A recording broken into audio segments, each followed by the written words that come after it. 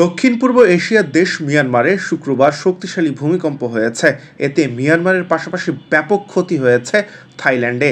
দক্ষিণ পশ্চিম চীন, ভারত, ভিয়েতনাম ও বাংলাদেশেও কম্পন অনুভূত হয়েছে।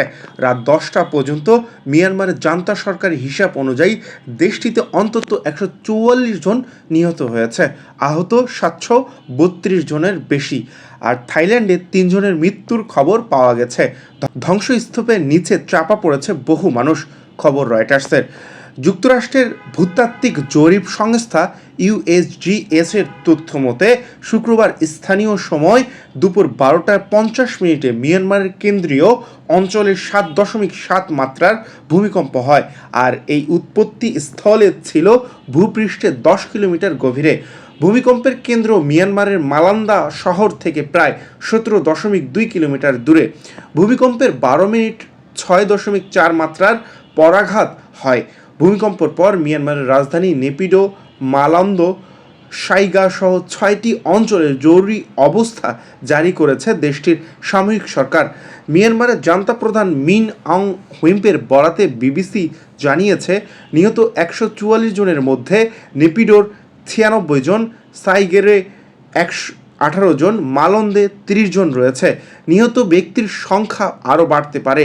মিয়ানমারের রাষ্ট্রীয় সংবাদ মাধ্যম খবরে বলা হয়, শক্তিশালী কম্পনে নেপিডো, সাইগাই, মালন্দে সহ 5টি শহরে ভবন ধ্বংস পড়েছে। এছাড়াও একটি রেল সেতু ক্ষতিগ্রস্ত হয়েছে।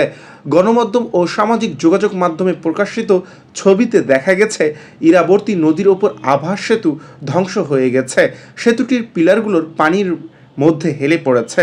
শোচনীয় এই সময় ভূমিকম্পের সবচেয়ে ক্ষতিগ্রস্ত হয়েছে মিয়ানমারের মালন্দো শহর।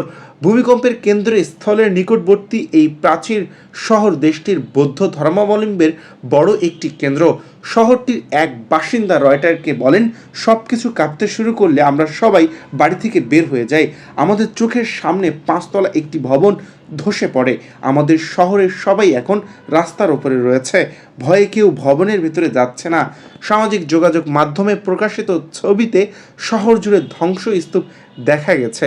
স্থানীয় সংবাদ মাধ্যম মিয়ানমার নাও এর তথ্য অনুযায়ী শহরের একটি টাওয়ার পুরোপুরি ধ্বংস হয়ে গেছে। মালন্দের প্রাসাদের দেওয়ালের একাংশ ভেঙে পড়েছে। শহরের বাসিন্দা হোতেং নাইন ও বলেন, এখানকার পরিস্থিতি খুবই শোচনীয়।